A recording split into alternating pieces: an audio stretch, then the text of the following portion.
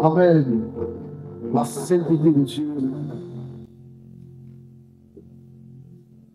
Dieu m'a appris que un homme tire sa force et sa puissance et sa sainteté. Un homme tire sa force et sa puissance et sa sainteté. Un homme qui est élevé en autorité, qui est une autorité du pays, mais qui commence à vivre mal, perd son pouvoir. Un père de famille qui est respectable, que la nation a élevé comme une autorité. Mais si comment associer les petites filles du quartier, il perd sa puissance. Un homme tire sa puissance de sa sainteté.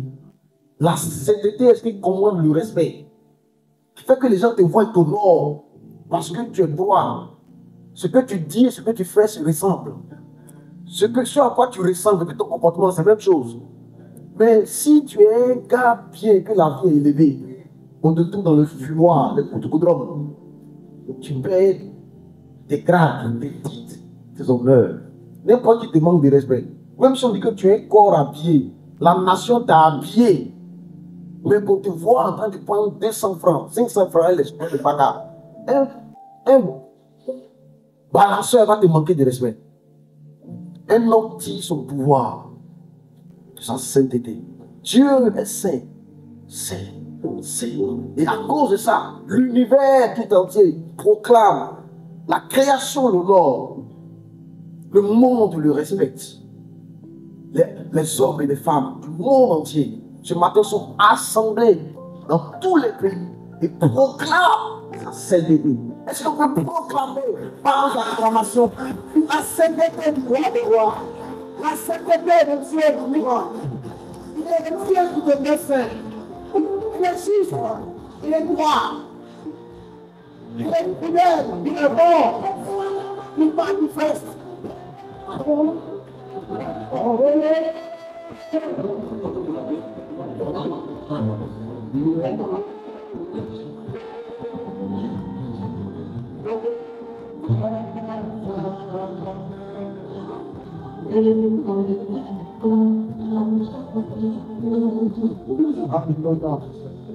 Amen.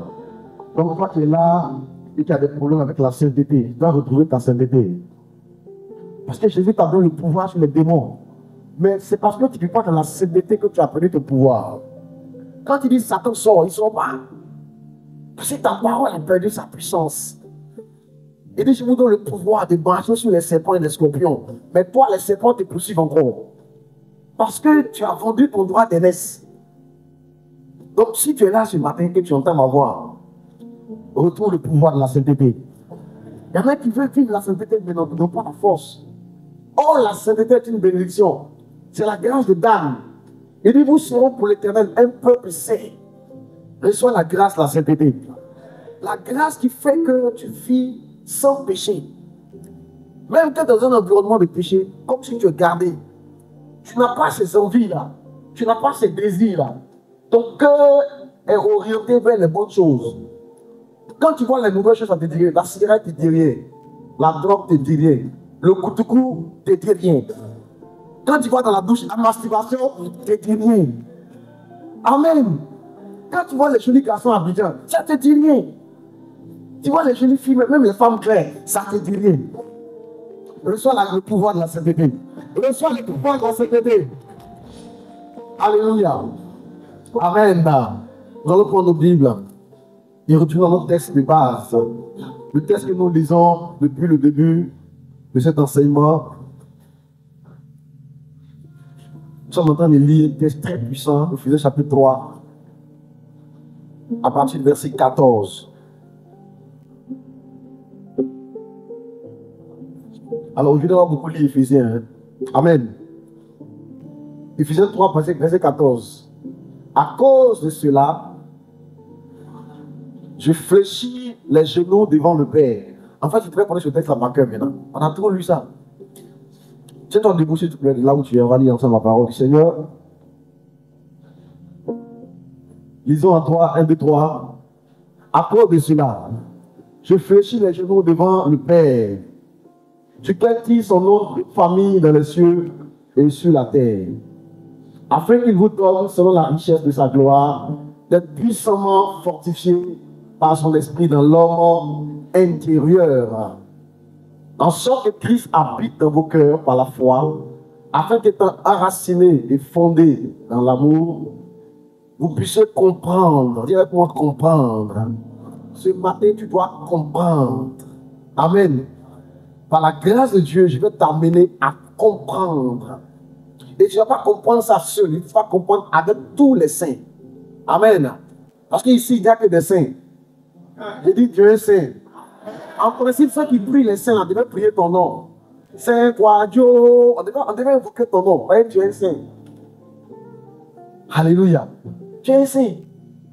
Il dit que vous puissiez comprendre avec tous les saints quelle est la largeur, la longueur, la profondeur et la hauteur.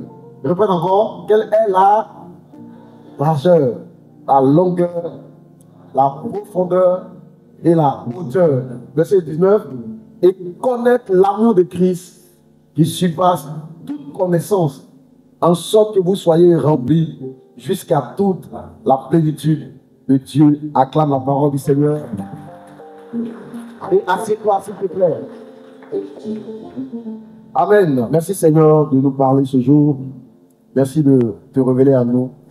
Au nom de Jésus-Christ. Amen. Merci beaucoup, groupe de louanges. Dieu vous bénisse.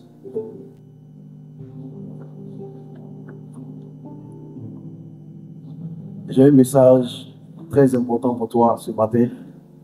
Je prie que Dieu me donne les mots. Amen. Que Dieu me donne les mots pour te délivrer mon message. Le texte qu'on a lu dit que nous devons comprendre. Paul dit, prie pour nous afin que nous puissions comprendre. Nous tous les saints qui sommes assis ici. Même si tu es assis ici, si tu n'es pas dans la sainteté, je proclame que tu es saint. La sainteté est un pouvoir. C'est un pouvoir. Si tu n'as pas reçu ce pouvoir, tu ne peux pas dominer sur le péché. Le péché est une chose que Jésus a vécue. Donc pour toi aussi, vivre une vie de sainteté, tu dois recevoir la victoire de Christ dans ta vie. Si tant que Jésus n'a pas communiqué sa victoire, tu ne peux pas vivre dans la sainteté. Donc si tu es assis et qu'il y a un péché qui te fatigue, prie Jésus pour qu'il vienne vivre en toi, qu'il habite en toi et qu'il te communique sa nature. La Bible dit que ce n'est pas par la force ni par la puissance, mais c'est par mon esprit, dit le Seigneur. Alléluia. Il dit, sans moi, vous ne pouvez rien faire. Donc sans Jésus, nous, on ne peut rien faire. On n'a pas de pouvoir nous-mêmes. Notre pouvoir, on l'attire, notre connexion avec lui, de notre relation, notre intimité avec lui. Alléluia. Paul dit, nous devons comprendre, nous tous les saints, nous devons tous comprendre. Il prie pour nous ardemment, pour que nous puissions comprendre avec tous les saints, tous les chrétiens du monde entier, quelle est la largeur, la longueur, la profondeur et la hauteur de l'amour de Christ. Il dit, lorsque nous allons comprendre la largeur, la longueur, la profondeur et la hauteur, nous allons connaître l'amour de Christ. Et cet amour-là, lorsque nous allons la connaître, nous allons être remplis jusqu'à toute la plénitude de Dieu. Nous allons être remplis de Dieu dans son entièreté, dans sa plénitude. Nous allons être pleinement remplis de Dieu. Ça veut dire qu'on peut être rempli, mais on ne peut être rempli pleinement de Dieu. Beaucoup de chrétiens sont remplis des fois du Saint-Esprit, pas en langue, sont baptisés. Mais l'apôtre dit ici qu'il y a quelque chose qui manque dans leur vie. Et cette chose-là, quand elle va arriver, ton remplissage va être plein. Quelqu'un me suit? Nous allons être remplis de toute la plénitude de Dieu. Alors, au deuxième pitch, je veux qu'on puisse trouver juste un peu de gestion de culte. Que vous puissiez trouver un peu des grains de riz, et puis avec une petite tasse, un petit bol, on va faire une petite démonstration. Amen. Alléluia. Donc, on peut être rempli, mais ne pas être rempli pleinement. Tu vois, on peut être rempli, et puis il peut y avoir de l'air dedans. On peut être rempli, mais il y a encore du vide. Mais quand même, la boîte est remplie, quoi. Tu te prends une boîte de lait concentré, et que tu mets des carreaux de sucre dedans. À un moment donné, c'est ça, tu ne pourras plus fermer parce que c'est rempli. Mais n'empêche que c'est pas plein. Quelqu'un me suit? Parce qu'il y a des vides dedans. Parce que ce que tu mets n'est pas capable de boucher tous les trous. Quelqu'un me suit? Donc on peut être rempli. Paul dit on peut être rempli. Mais on peut ne pas être rempli de toute la plénitude. On peut ne pas être pleinement rempli. Il y a quelque chose qui vient comme le ciment. Qui vient cimenter tout ce que Dieu a mis en toi. Et qui fait que tu es pleinement rempli, c'est l'amour. C'est pourquoi la Bible dit que l'amour est le lien de la perfection. Quelque chose qui vient perfectionner tout ce qui est en toi. C'est l'amour. Alléluia. Amen. Et l'amour ici, d'après le texte, a 4 dimensions. Verset 18. L'amour a 4 dimensions. L'amour est quelque chose qui doit être large. L'amour est quelque chose qui doit être long. L'amour est quelque chose qui doit être profond. Et l'amour est quelque chose qui doit être haut. Donc si ton amour n'a pas les 4 dimensions, ton amour aussi n'est pas complet. Amen. L'amour large, c'est le fait d'aimer tous les hommes. Dieu a tant aimé le monde. L'amour large, c'est l'amour qui ne s'arrête pas à soi. C'est le fait d'aimer soi-même, mais d'aimer aussi le voisin, d'aimer aussi le prochain. C'est le fait de se faire du bien à soi-même, de faire du bien aussi à l'autre. L'amour large, c'est l'amour qui s'élargit jusqu'à toucher les autres. Ce matin, est-ce que tu as salué tes voisins quand tu es venu à l'église? Tes voisins qui sont assis un peu de toi. Est-ce que tu leur as offert ton sourire? Le sourire que tu donnes à tes amis. Amen. Même ton amen n'est pas pire. Est-ce que tu peux donner souvent un amen pour faire du bien à l'orateur?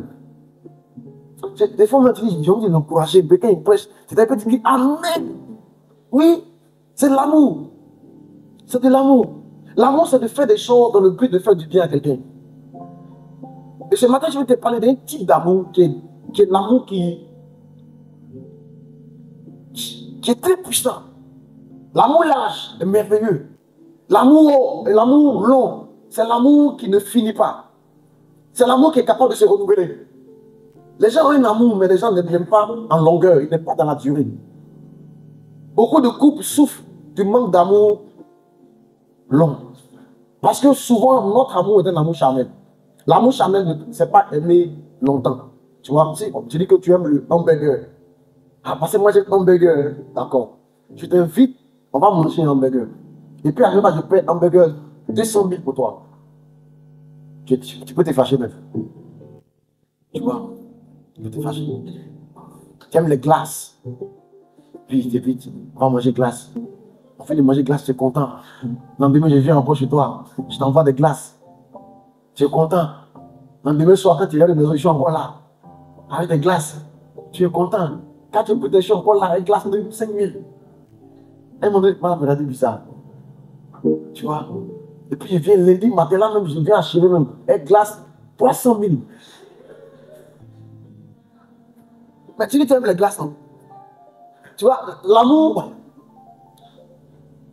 charnel, l'amour physique, l'amour qui est basé sur les choses, l'amour qui est basé sur les 5 sens, le goûter. Mais c'est tout, hein. Cet amour-là, il ne dure pas. Il finit par se rassasier vite. L'amour qui est basé sur la vue, se rassasie vite aussi. Il y a des gens qui aimaient cette personne parce qu'elle était belle. 5 ans plus tard, le même visage là, il n'aime plus. Ses goûts et ses envies ont changé. Quelqu'un me suit? Alléluia. Donc, l'amour, pour qu'il soit long, qu'il se prolonge, doit devenir un amour agapé. L'amour agapé aime tout le temps. Amen. Alléluia. Donc, l'amour doit être large, l'amour doit être long. L'amour qui donne un amour qui dure pour toujours. L'amour long, est-ce qu'il te rend fidèle dans tes relations? Même dans tes relations amicales. Dans tes relations professionnelles, tu es fidèle. Le troisième type d'amour, c'est l'amour profond. On a vu ça dimanche dernier. L'amour profond est l'amour qui prend ses racines en profondeur. C'est l'amour qui n'est pas superficiel. C'est l'amour qui est profond. Et l'amour profond se démontre dans les moments difficiles. Amen. C'est pourquoi, devant l'autel, on fait promettre de marier, de s'aimer, d'être fidèle, jusqu'à ce que la mort. Jusqu'à ce que quoi? La mort. Même la mort doit pas vous séparer. Jusqu'à ce que Christ vienne vous chercher. Même la mort. Dis chérie, même dans la mort, je t'aimerai toujours. Oui, oui. Je t'aimerai dans la vie comme dans la mort. Dans la santé comme dans la maladie. Quand j'aurai le palu, je continuerai à t'aimer.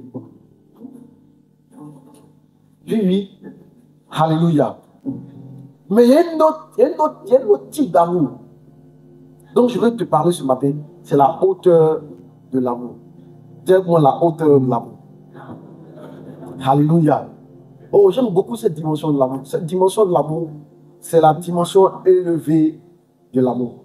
C'est l'amour qui s'élève. Je vous ai dit que l'amour en profondeur descend dans les profondeurs.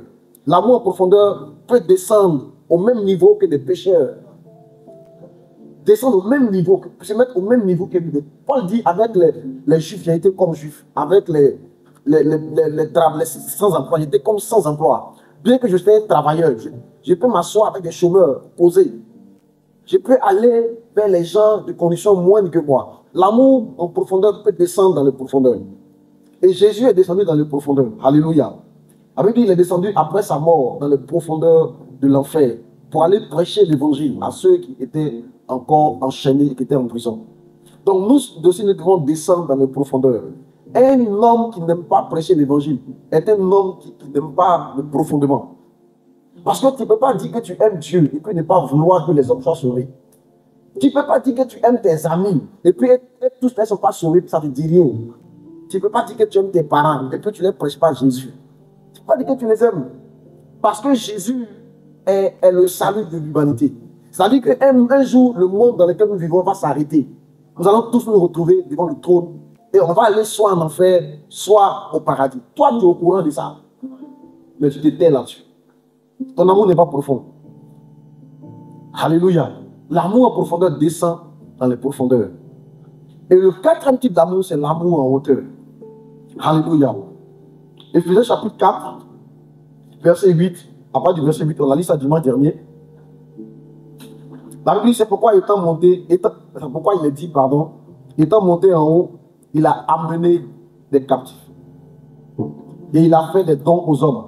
Or, que signifie il est monté, sinon qu'il est aussi descendu dans les régions inférieures de la terre. Celui qui est descendu, c'est le même qui est monté au-dessus de tous les cieux, afin de remplir toutes choses. Et il a donné les uns comme apôtres, les autres comme prophètes, les autres comme évangélistes, les autres comme pasteurs et docteurs, pour le perfectionnement des saints en vue de l'œuvre du ministère. Quelqu'un me suit? Et de l'édification du corps de Christ. Verset 13. Jusqu'à ce que nous soyons tous parvenus à l'unité de la foi et de la connaissance du Fils de Dieu, à l'état d'homme fait, à la mesure de la stature parfaite de Christ, afin que nous ne soyons plus des enfants flottants et emportés à tout vent de doctrine, par la tromperie des hommes, par leur ruse dans le moyen de séduction, mais que professant la vérité de la charité, nous croissions à tous égards en celui qui est le chef, Christ. C'est de lui et grâce à tous les liens de son assistance.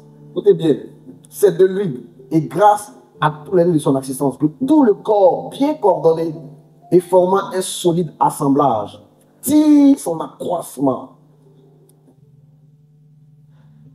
selon la force qui convient à chacune de ses parties et s'édifie lui-même dans la charité. Ce texte-là nous parle de la profondeur de l'amour de Christ qui est descendu. Mais ça parle aussi de la hauteur. Il ne s'est pas contenté de descendre vers les hommes, mais il les a amenés. Il les a amenés avec lui. Le verset 8 dit, celui-là qui est descendu, il est aussi monté. Jésus est monté avec les hommes. Celui qui a un amour haut, ne monte pas seul. Il monte en tirant les autres vers le haut. C'est bon de s'intéresser aux pauvres, aux faibles, aux gens de conditions modestes, de se pencher sur les cas. Mais juste se pencher sur les cas, ça ne suffit pas. Il faut les tirer vers le haut pour monter avec eux. Il y a des gens qui montent seuls dans la vie.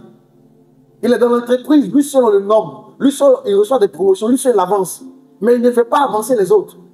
Il ne fait pas la promotion des autres. Il ne parle pas bien des autres. Il est dans le département, lui seul, on l'élève, lui seul il monte. Mais il ne forme pas des remplaçants. Il ne forme pas d'adjoints, il n'a pas d'assistant. Il est tout puissant dans la tribune et dans le département. L'amour est un amour qui tire les autres vers le haut. La Bible dit que Jésus-Christ a fait monter des gens qui étaient captifs, il les a fait monter avec lui.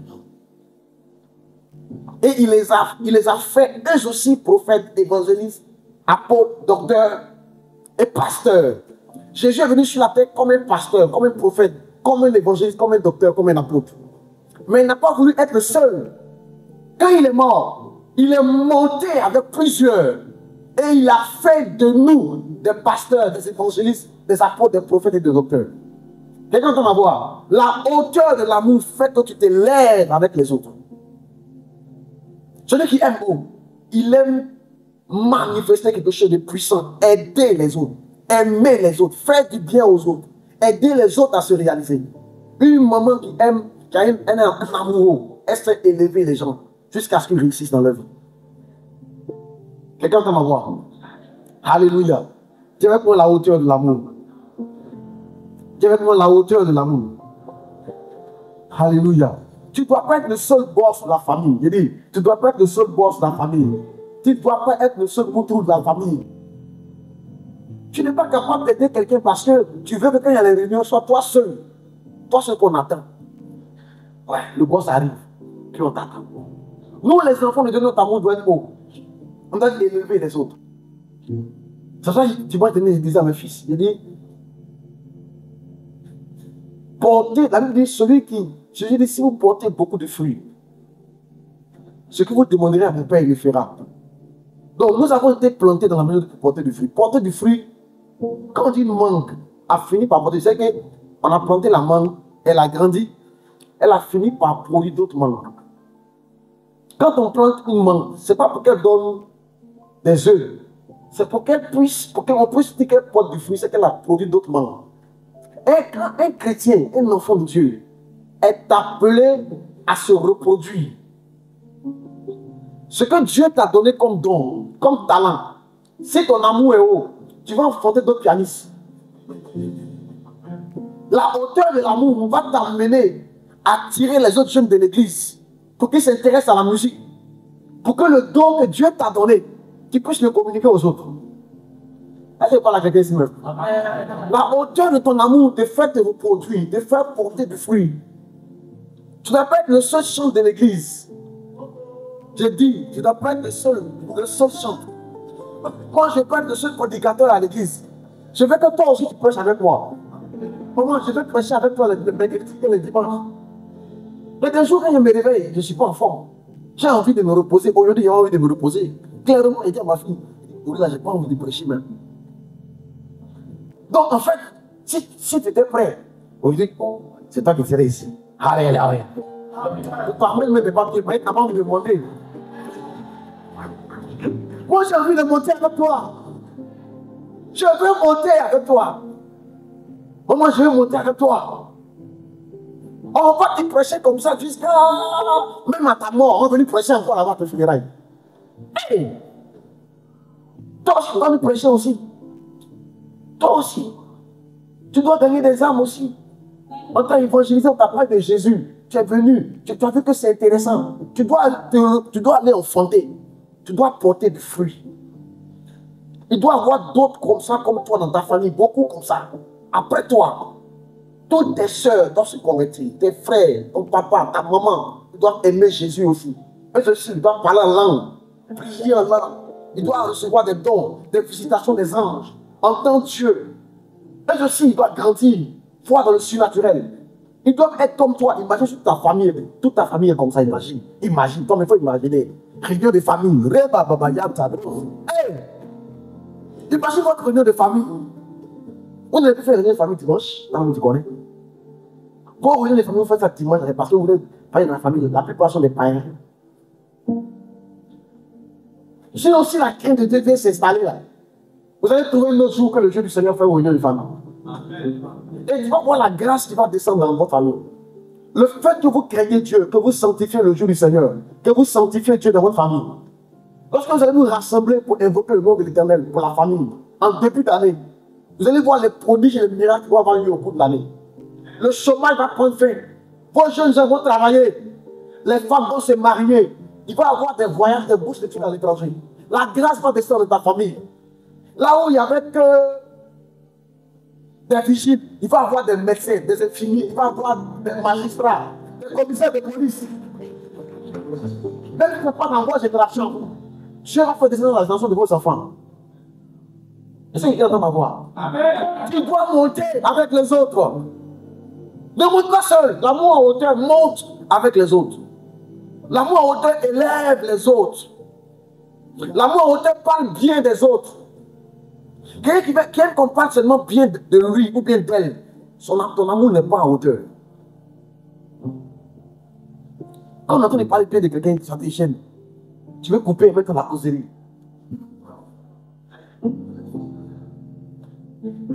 L'amour en hauteur élève. Quand tu ouvres la bouche, c'est pour élever.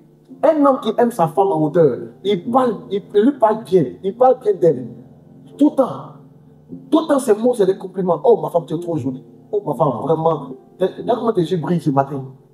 Waouh. Il élève, il la fait se sentir. Il fait que ses pieds touchent plus le sol même. Tu sais, quand une femme sort de la maison le matin, puis elle reçoit un compliment de son homme, quand elle est dans la rue, hey, elle peut jouer à sa démarche. Parce que son réservoir émotionnel est rassasié. Quelqu'un l'a rempli ce matin de paroles valorisantes. Elle se sent comme une femme de valeur. Elle est au milieu des autres femmes dans le marché. Mais bizarrement, elle se sent belle aujourd'hui. Pourquoi? Parce que quelqu'un à la maison l'a bombardé de paroles qui la valorise. L'amour en hauteur élève les autres par ses mots, par ses actes, par ses cadeaux, par tout ce qu'il fait. Il le fait dans le but que tu te sentes unique, que tu te sentes en haut.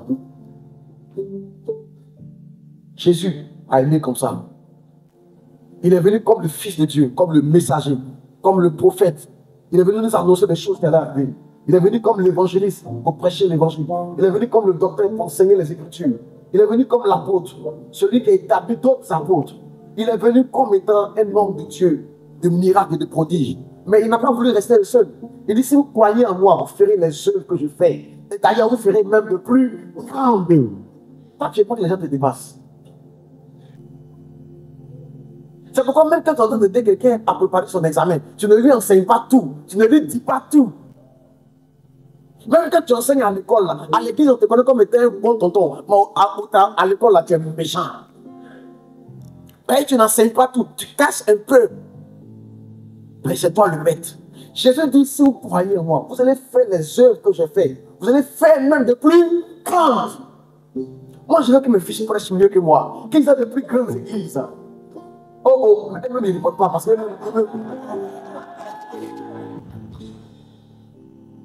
Je ne sais pas que mes fils sont des éternels assistés. Je vais avoir des fils multimilliardaires qui ont des grandes entreprises.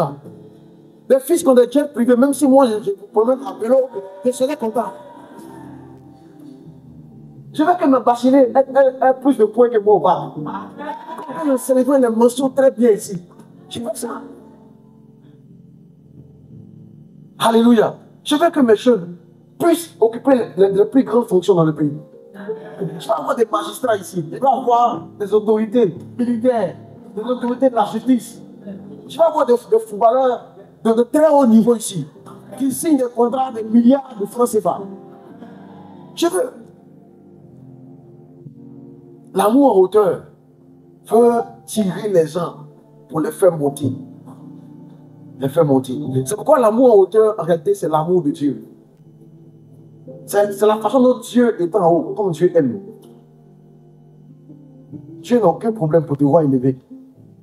Dieu n'a aucun problème. Dieu n'a aucun problème de te voir admirer ton goût. Dieu n'a aucun problème de te voir en bonne santé. Dieu n'a, au contraire, il ne te veut que du bien.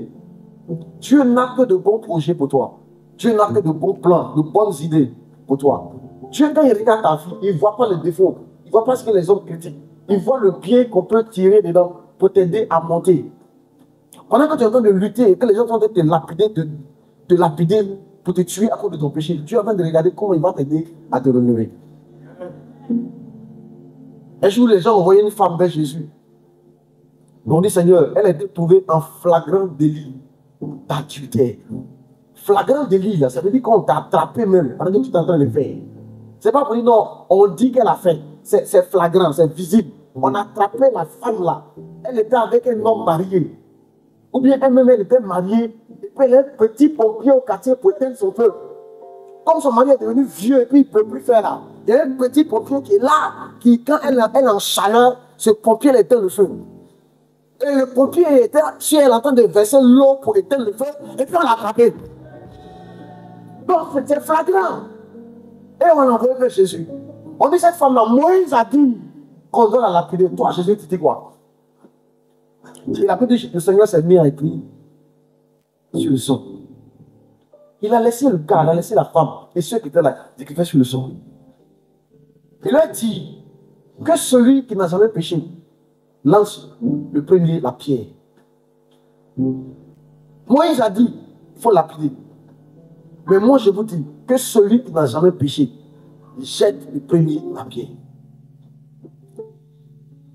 La Bible dit, il s'est mis à écrire. Quand il s'est levé, il a demandé aux gens, à la femme, mais où sont les ceux qui t'accusaient là? Ils sont tous partis. Il ne s'est pas trouvé quelqu'un ici pour t'accuser. Elle dit non, ils sont partis. Et le Seigneur lui dit, comme personne ne t'a condamné, moi non plus, je ne te condamne pas. Et je lui ai demandé au Seigneur, mais qu'est-ce que tu écrivais? Il dit, non, en fait, j'étais écrit sur la terre, liste des gens qui n'ont jamais péché. Donc, j'ai mis le premier tiret. Et j'attendais les noms.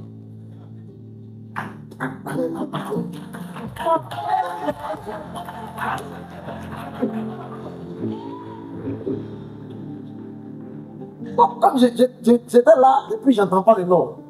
Donc, je me suis levé pour voir pourquoi ils ne parlent pas. Je vois qu'ils sont partis. L'amour en hauteur, non?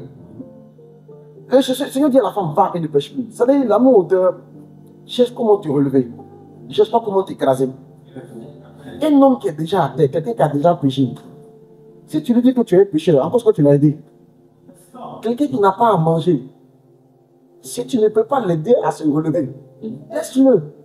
L'amour en hauteur, c'est ce qu'on appelle la bénignité.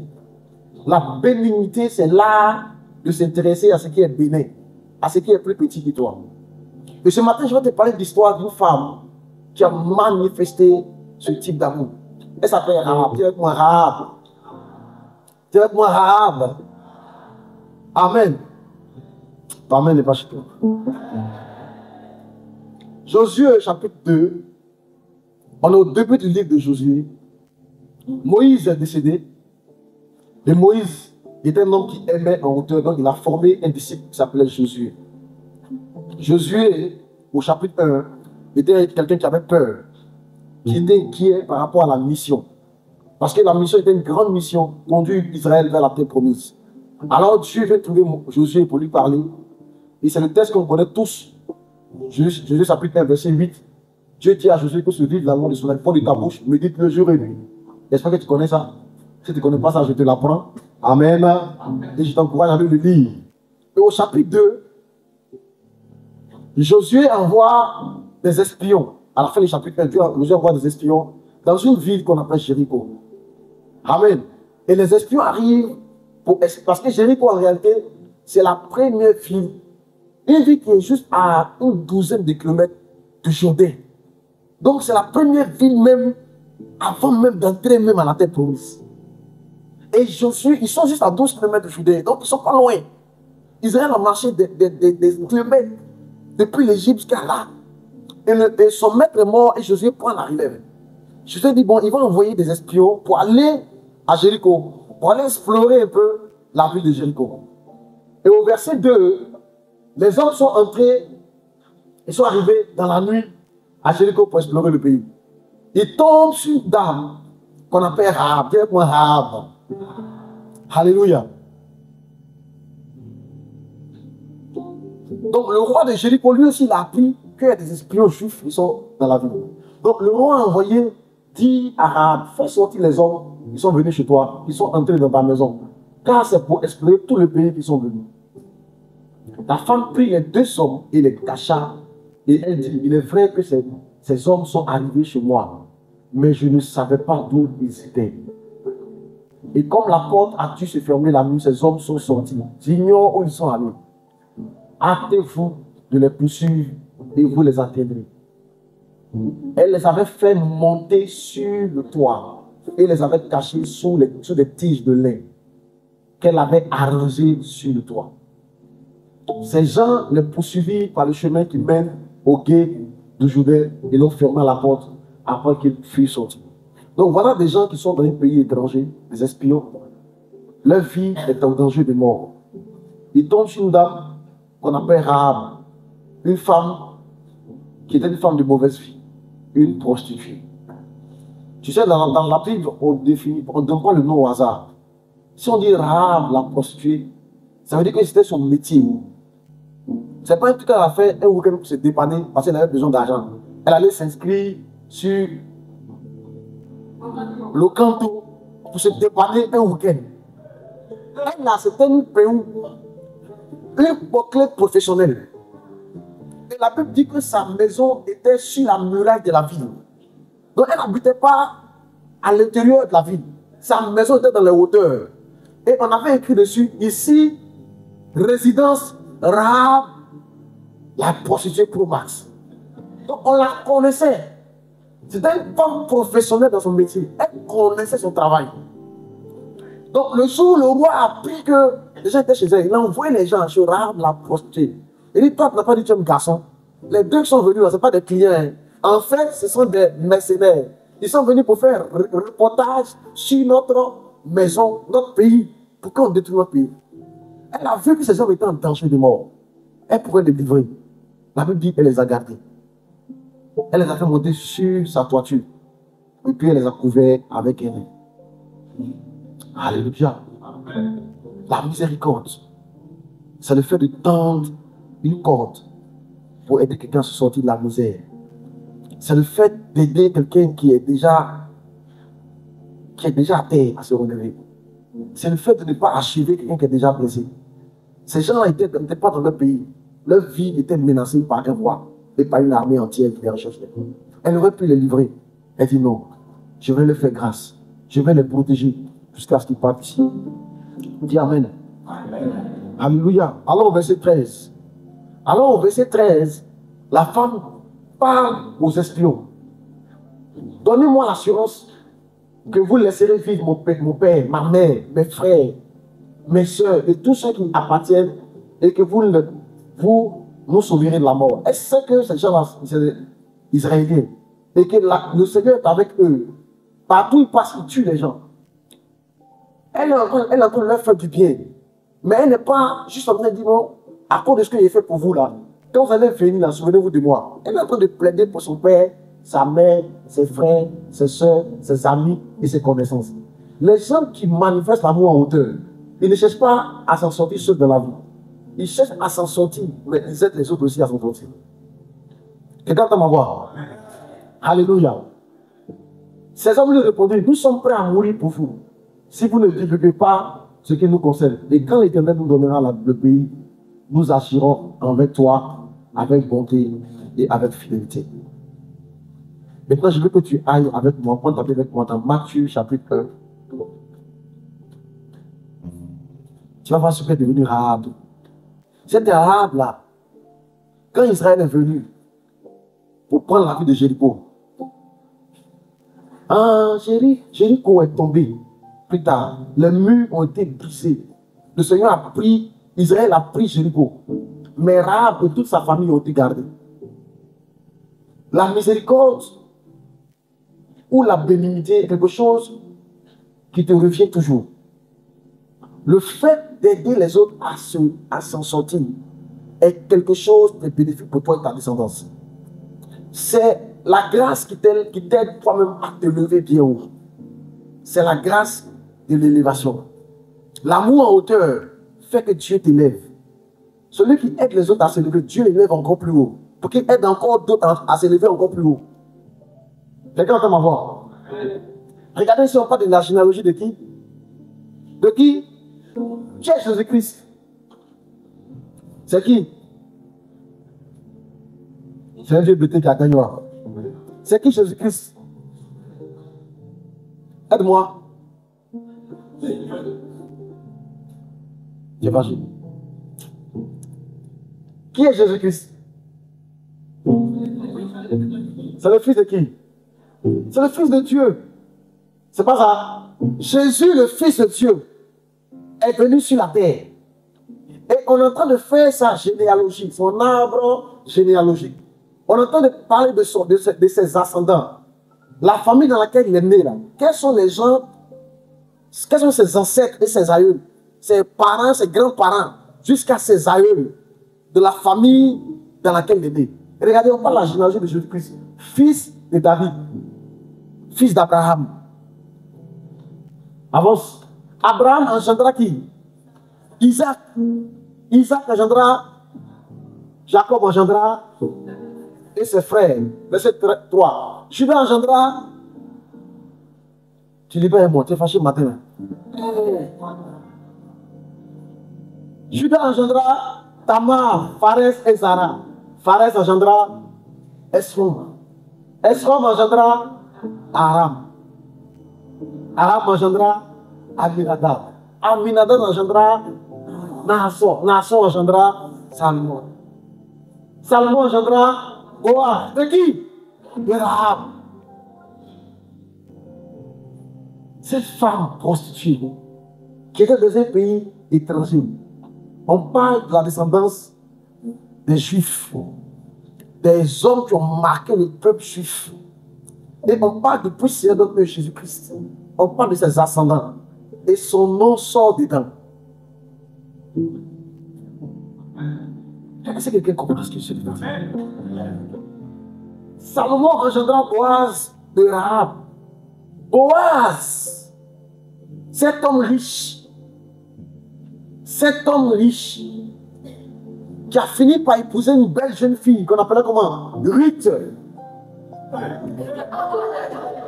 Ce champion de Boaz, propriétaire de plusieurs plantations, qui était un homme puissant en Israël, qui a épousé une belle jeune fille qu'on appelait comment? Ruth. Ruth et Boaz ont engendré Obed. Obed a engendré avance Isaïe. Et Isaïe a engendré David. Ensuite, on dit le roi David. Donc, dans la descendance de Rahab, il y a eu le roi David. Il y aura des rois dans ta descendance. Il y aura des présidents dans ta descendance. Des premiers ministres et des présidents d'institution. Des PDG vont descendre de toi. Cette femme manifester la bénignité. Cette femme s'est intéressée à des espions, à des soldats, mais qui étaient perdus dans un pays étranger. Comme un voleur qu'on entend le pourchasser. Et puis il rentre chez toi. Mais tu décides de ne pas le livrer à la police, de le garder et de le protéger.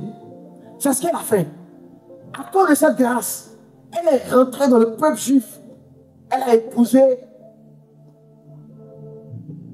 lui. Reviens.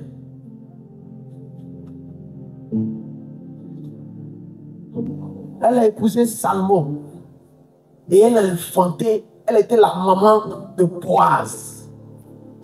Donc la maman de Boaz, dont on parle dans le livre de Ruth, en fait c'est Rahab, la prostituée.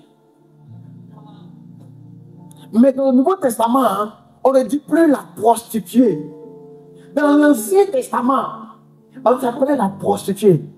Mais le bien qu'elle a fait que dans le Nouveau Testament, son nom a changé. Maintenant, on a mis son nom à des rois, à des prophètes, et même au Messie Jésus. Tu auras pas aussi un Ancien Testament et un Nouveau Testament. Tu auras un passé et un futur. Tu auras un passé et un futur. Manifeste la bénédiction. Manifeste la miséricorde. Fais du bien gratuitement. À des élèves qui arrivent dans ta vie, qui n'ont pas de logement.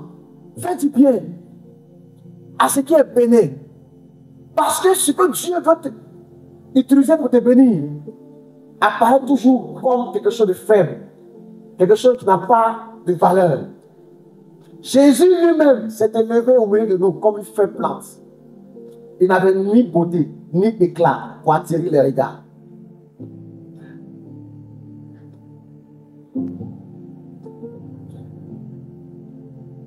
Un jour, une femme qui était la fille du président le plus puissant de la terre. Cette femme-là était allée se baigner au Nil, sur un fleuve qu'on appelle le Nil. Et pendant qu'elle se baignait, elle a entendu un bébé pleurer. Elle a envoyé ses servantes pour aller voir qui était ce bébé, d'où venait ce bruit. Ils ont vu qu'il y avait un panier dans lequel se trouvait un petit garçon, bébé, abandonné de ses parents. Elle a donc décidé, elle était la fille du président, de prendre ce bébé hébreu, abandonné, orphelin, de le prendre sous son aile, de prendre soin de lui donner de l'affection, de l'éducation, la nourriture jusqu'à ce qu'il grandisse. Cet enfant-là a fini par devenir Moïse, le plus grand président, le plus grand prophète de tous les temps. Est-ce que Dieu est en train de te parler aujourd'hui? Est-ce que Dieu est en train de te parler? L'amour en hauteur aide les gens sans force, sans faible, les gens faibles. Tout ce qui est béni, tout ce qui n'a pas de valeur, à devenir grand. Si tu as donné ce genre d'amour, tu vas élever des Moïse dans ta maison. Tu vas élever des Boaz. Tu vas élever des Moïse. Élever des Jésus. Élever des gens sans force, sans puissance. Aide-les à se réaliser. Aide-les à trouver leur chemin. Aide les couples à se réconcilier. Même des gens qui n'ont pas d'argent pour te donner. Il ne faut pas vendre tes connaissances et tes services. Il ne faut pas être un pasteur qu'on paye pour rencontrer. Tu peux donner gratuitement. Tu as reçu gratuitement, donne gratuitement. Souviens-toi où Dieu t'a pris toi-même. Souviens-toi des fois où vous ne mangez pas à la maison. Souviens-toi de ce que Dieu a fait pour toi. Quand tu sois là aujourd'hui. Aujourd'hui, tu es devenu quelqu'un de compliqué. Ton cœur est un peu fermé. Ton cœur est devenu dur. À cause de ce que tu veux qu'on reconnaisse tes efforts. Dieu saura récompenser tes efforts. Continue à faire du bien, même quand on te fait du mal. Continue à s'aimer, même quand tu ne vois pas la plante grandir. Continue à investir, même quand tu ne vois pas de retour sur investissement. Continue à t'investir dans les gens. Investir dans les gens est le meilleur investissement. Investir dans les gens, il n'y a pas de plus grand investissement qu'investir dans les gens. L'homme est fait de terre. La terre la plus fertile, c'est le corps humain. Investis dans les gens. Donne de l'amour aux gens. Donne de l'attention aux gens. Donne ton cœur aux gens. Donne de la grâce aux gens. Donne ta patience aux gens. Intéresse-toi aux gens. Intéresse-toi. Intéresse-toi aux gens. Intéresse-toi aux gens. Dieu veut t'aimer. Mais au travers des hommes à qui tu vas faire du bien. Au travers des enfants que tu vas émerger. Au travers des orphelins que tu vas recueillir. Au travers des veuves que tu vas soutenir. au travers des églises que tu vas fortifier. Dieu veut t'élever. Mais par ta miséricorde, par le canal de ta bénignité, par le canal de ta bénignité. Parce que la main de Dieu. Et Ésaïe 53 dit, tu as reconnu le bras de l'Éternel. Le bras de Dieu, c'est l'intervention de Dieu. Qui a reconnu le bras de l'Éternel? Il s'est élevé au milieu de nous comme une faible plante. Le bras de Dieu s'élève comme une faible plante. Donc Dieu vient intervenir dans ta vie. Mais ça commence comme quelque chose de faible. Ça vient sous la forme d'un bébé. Sauver des eaux. Pourtant c'est Moïse qui est là. C'est un prophète. La Bible dit, dans Romains 13, Romains 12, Romains 13, Romains 13, verset 2, il dit, n'oubliez pas d'exercer l'hospitalité. N'oubliez pas. Paul dit, n'oubliez pas, hein, d'héberger les gens qui n'ont pas de maison. Les élèves qui n'ont pas de maison. Les voyageurs qui n'ont pas de maison. Les parents qui sont de passage dans la ville, qui peuvent venir dormir chez vous. Ne faites pas comme les occidentaux pour dire chacun pour soi. N'oubliez pas d'exercer l'hospitalité. Romains 13, 2, mes amis. Il dit quelques-uns, en le faisant, ont hébergé qui? Des anges sans le savoir. Les anges sont les êtres par lesquels Dieu intervient dans ta vie. Ce sont les messagers, ceux qui transportent les réponses à tes prières. Il dit quelques-uns ont hébergé des anges sans le savoir. Ça veut dire que ceux qui ont hébergé là, ils ne sont pas venus des ailes. Ils sont venus sous la forme des hommes. N'oubliez pas d'exercer l'hospitalité. Tu vas héberger un jour un ange. Un homme, mais qui transporte les réponses à tes pleurs. Ça peut être un enfant qui transporte tes exaucements futurs. Celui qui va bénir ta descendance. Le futur président est venu chez toi, mais tu ne l'as pas accueilli. Tu l'as rejeté. Tu l'as fait dormir dans le poulailler avec tes poulets. Pendant que tes enfants dormaient dans la chambre climatisée. Tu as rejeté cet ange. Cet enfant a souffert dans ta maison. Il ne mangeait pas. Quand il était malade, tu ne le soignais pas. Il s'est débrouillé jusqu'à ce qu'il puisse avoir son bac. Jusqu'à ce qu'il puisse partir de chez toi. Aujourd'hui, il est devenu ce qu'il est devenu. Mais tu ne peux plus aller vers lui. Parce que la Bible dit, celui qui reçoit un prophète, en sa qualité de prophète, celui qui va recevoir la récompense de la part de ce prophète-là. Comme tu ne l'as pas accueilli en qualité de fils, il ne peut pas t'honorer comme un fils honore un père. Parce que tu l'as traité comme un esclave, un mendiant, un moins de rien. Tu n'as pas su reconnaître le bras de l'Éternel.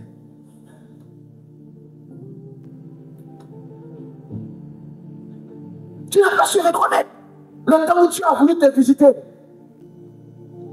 Ça peut être la part d'un homme que tu rencontres, qui t'aime beaucoup, qui t'aime bien. Le gars, il est bien, il est cool, il est spirituel. Il sait t'honorer, te valoriser, mais il n'a pas d'argent. Et tu préfères être avec celui qui te méprise, qui te trompe, qui t'humilie, mais qui a de l'argent. Cet homme ne te considère pas, il te trompe, il te donne des insomnies, des gourmets. Il n'ose même pas te présenter comme ton groupe. Quand il est avec des amis, des collègues, il ne te présente pas. Mais l'autre, il t'encense et il te magnifie. Mais lui, il n'a pas d'argent. Et comme il n'a pas d'argent, il n'est rien.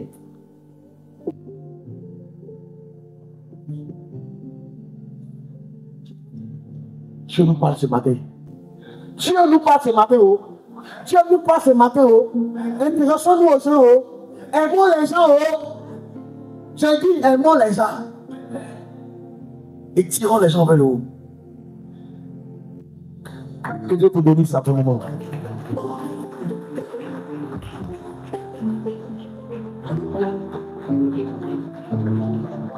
Priez pour la hauteur de l'amour.